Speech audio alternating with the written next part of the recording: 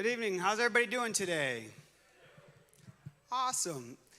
Well, my name is Aaron, and for those of you who do not have an 11-year-old or under, I am the children's pastor here at Life Chapel. I've been asked to speak on parenting, and many of you may be wondering why you should listen to me about parenting. So I did bring some references. My 4 children are here today. So, wonderful kids. I love being a dad. I absolutely love being a father. It's been great, spending time with my kids, doing fun things with them. There's good, there's bad, but I didn't know how much I was going to love being a dad until I became one. In fact, a lot of us, before we had kids, if you can remember that, or if you don't have kids yet, you probably had some type of, preconceived notion of what it would be like to be a parent. Some of you may have just fallen in love with the idea. You see that little cute baby all bundled up in their blankets, and they're always smiling and giggling, and it just makes your heart melt, and you could not wait to become a parent. And then there's other people who kind of think the exact opposite. The late nights, no sleep, throw up, diapers, no way, no thank you. I don't want to have anything to do with being a parent.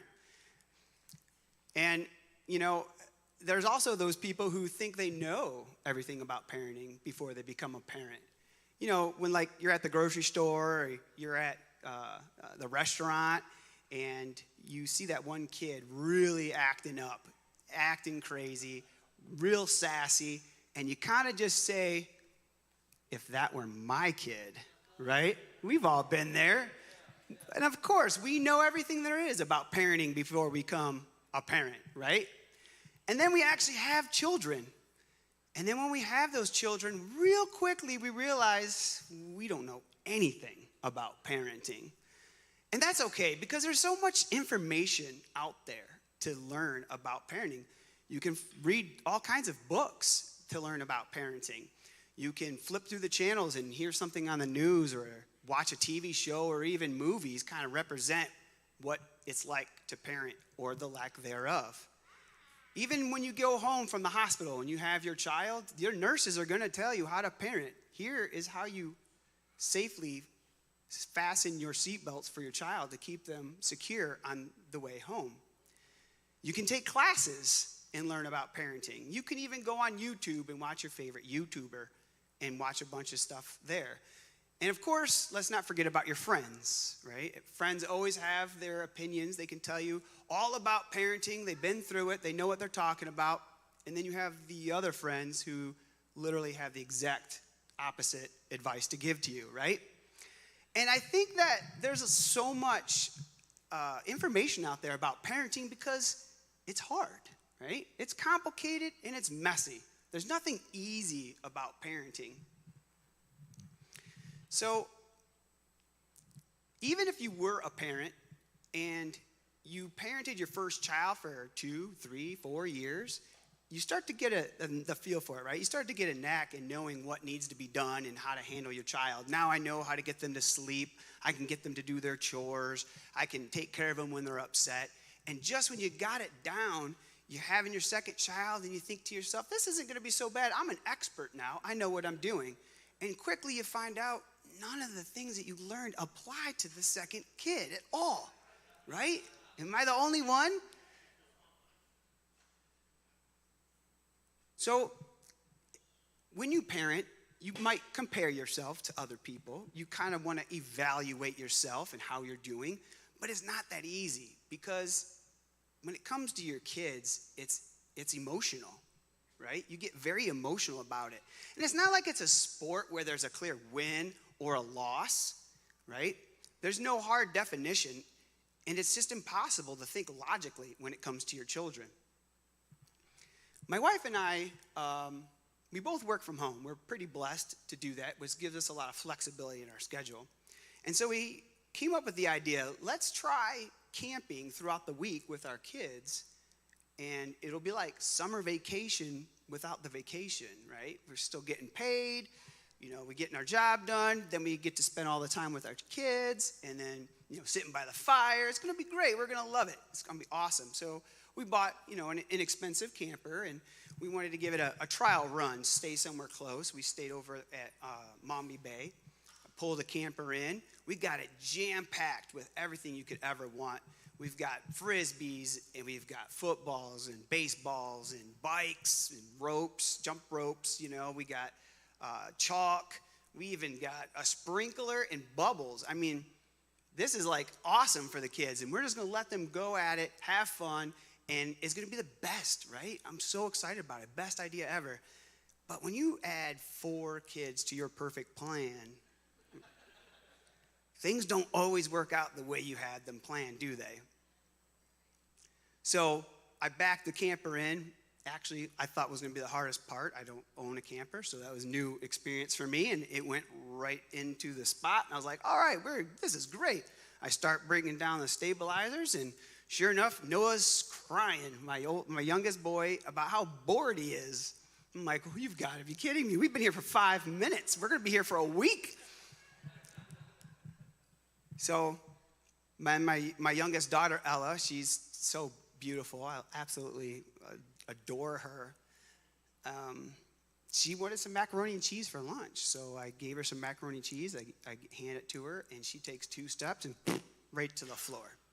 I'm like, oh my goodness. And I'm in the middle of work. I don't have time to sit here and clean all this up. It's a little frustrating. And then my oldest daughter, she decides she's going to go ahead and put up blankets. We have 4 bunks in the back of the camper, and she puts this up, and you would think, oh, that's cool. You're building a fort. It's going to be a lot of fun. No, that's her isolation from the family. And that's, the exact opposite of what we're trying to accomplish here. Pardon me. So this is all on the first day, mind you. So then we're sitting by the fire. Things are going pretty good at this point. We're done working. We're sitting by the fire and enjoying ourselves. And my oldest, Austin, and I figure we can expect a little more out of him. He apparently also got bored, and all the baseballs we have to throw around, and all the different frisbees and things that he can throw. He decides that he wanted to throw stones. Stones are far more fun than all the things that I brought. And he takes the stones, and not only throwing them, but he's throwing them at the camper. Like what? I'm not making this stuff up. This was last week, guys. Literally last week. All this happened. And, it's times like these where it's easy as a parent to say to yourself, man, I just can't wait until they move out, right? And maybe not even move out. Maybe you have a baby and you just can't wait until they sleep through the night, right? I can't wait till they get older and they sleep through the night. And then you can't wait for them to walk, right? So you don't have to carry them everywhere. And then you can't wait for them to do things on their own so you don't have to do it anymore, right? You don't have to supervise them. You can't wait until they drive so you can stop carting them around everywhere. And you can't wait until they finally graduate so you don't have to help them with all that homework every night. And eventually, you can't wait till they move out. And if we're all being honest, we've all said at least one or more of those things, right? We can't wait till they get older. We can't wait till they get older. But the truth is, the time with our kids is a lot shorter than we actually think. If you blink, your baby starts walking. You blink again, and your toddler's starting school. You blink again, and they're getting their first phone. You blink again, and now they're getting their driver's license. And you blink again, they moved out. To illustrate this, imagine a jar full of marbles, 936 marbles. Maybe some of you have heard this illustration. The 936 marbles represents the number of weeks that you will have with your baby from the day they're born to the day they graduate. Now, none of us that I'm aware of had a baby this week, so we would need to adjust that account and pull out the marbles, right, to accommodate how much time we actually have left with our child. And then each week goes by, you pull out one marble. And this strange thing happens when you do that. You just lost a week with your child. It almost makes me want to cry just talking about it. This is a great visual representation of how much time we have left with our kids. Psalms 90:12 says, "Teach us to number our days that we may gain a heart of wisdom." When you know that there's a limited amount of time, you become more intentional, right? You ever notice that, like in a basketball game? When the basketball game starts, you know, you're eating your pizza, you might be eating your wings, you're really into the game, and then you run to the bathroom when you gotta go, and you run to the kitchen to get something to drink, and then you might be having a sidebar conversation with your friends and goofing off. But when the clock is getting down to the end, things get a little more serious, don't they?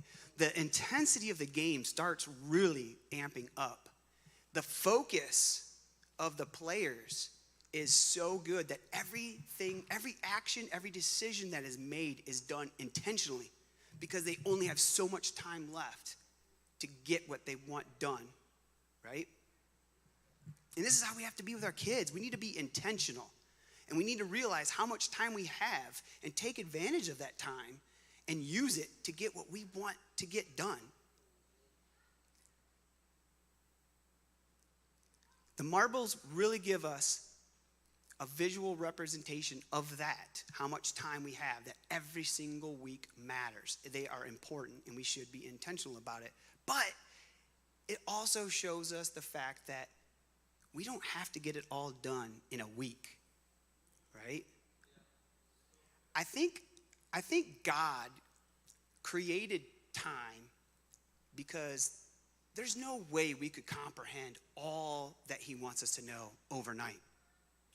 And with time, it gives us the ability to learn, to gain knowledge, right? To grow in relationships.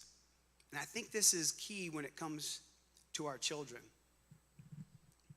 Now, our children, they like to trick us, right? Babies, when you just figured them out, right?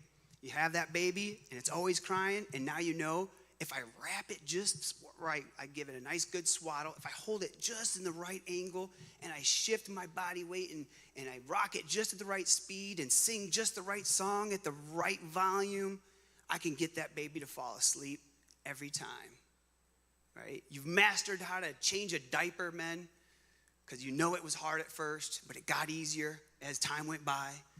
And as soon as you figured it all out, they're toddlers now, and none of that stuff applies, right? Now you're trying to figure out what foods they like and what color plate they need or what design, because let's be honest, a peanut butter and jelly sandwich does not taste the same on a red plate as it does a blue plate, all right? It just doesn't. And Kool-Aid totally tastes different in a princess cup for the boys.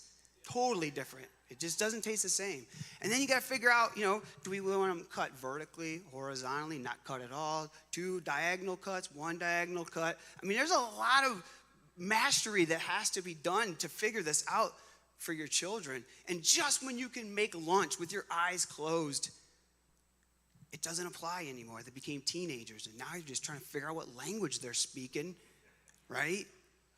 And how little you know about technology now. I'm in technology, and I just don't get it anymore. It's crazy.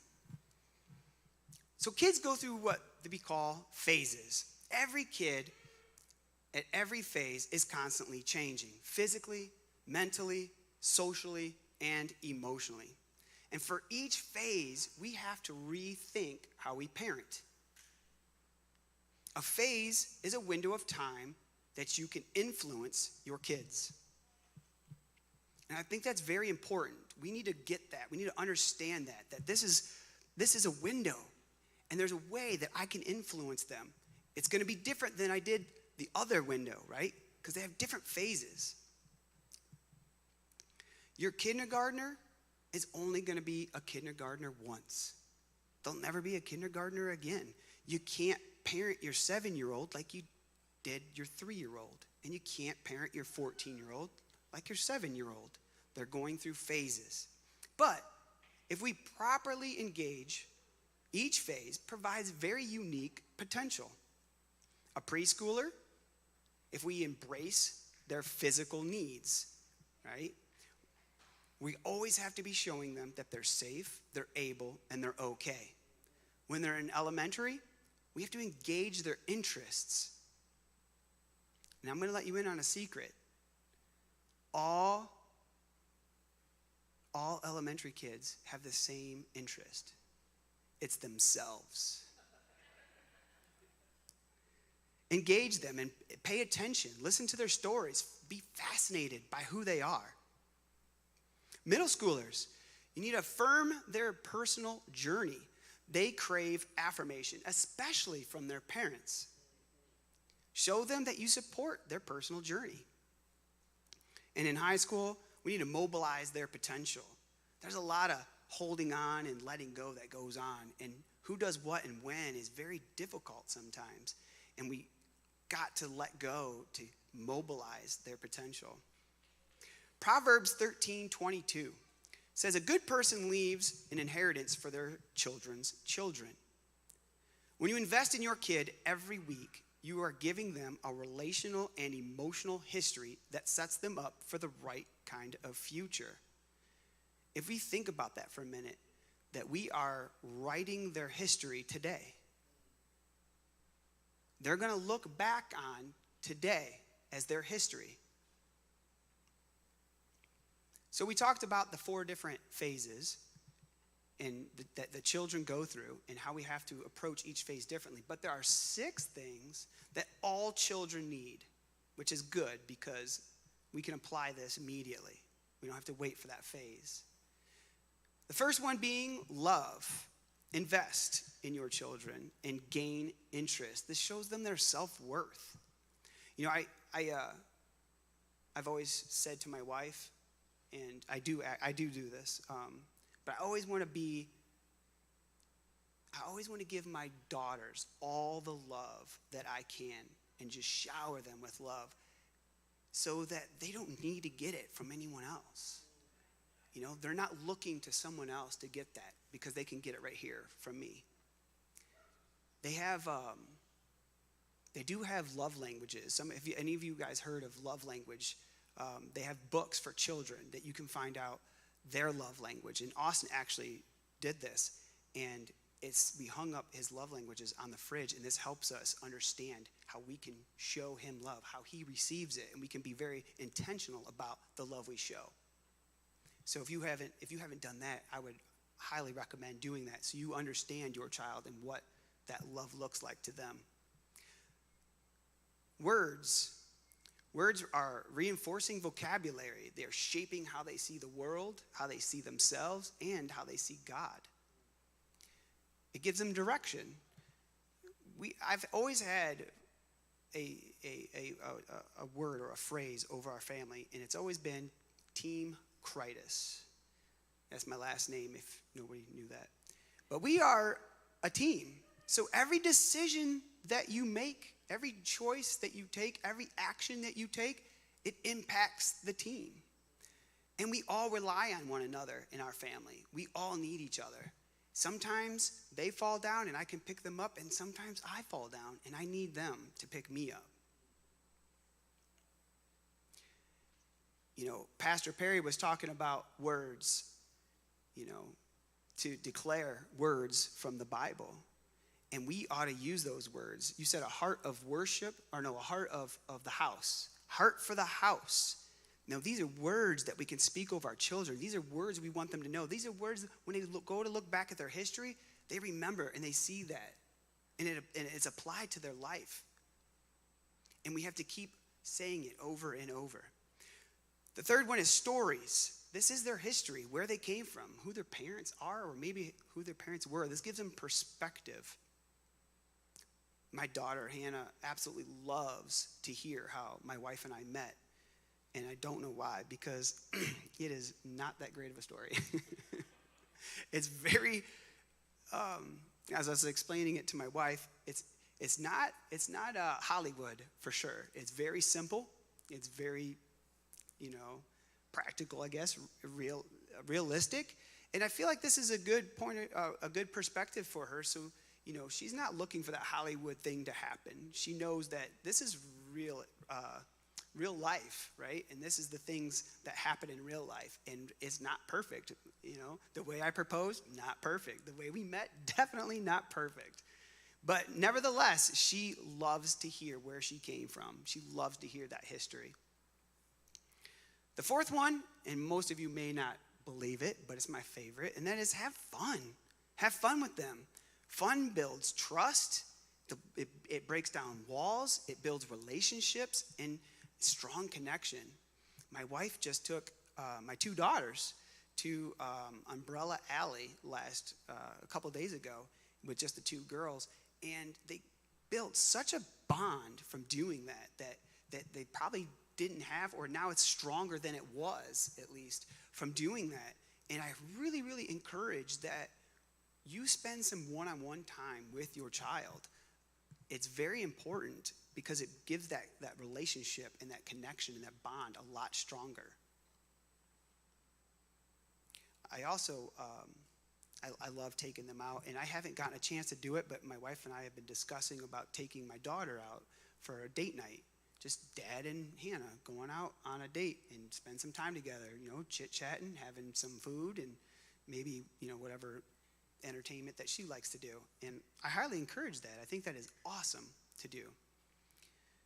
So the fifth one is work. We want to coach them, develop skills, build responsibility, and this gives them significance. They need significance.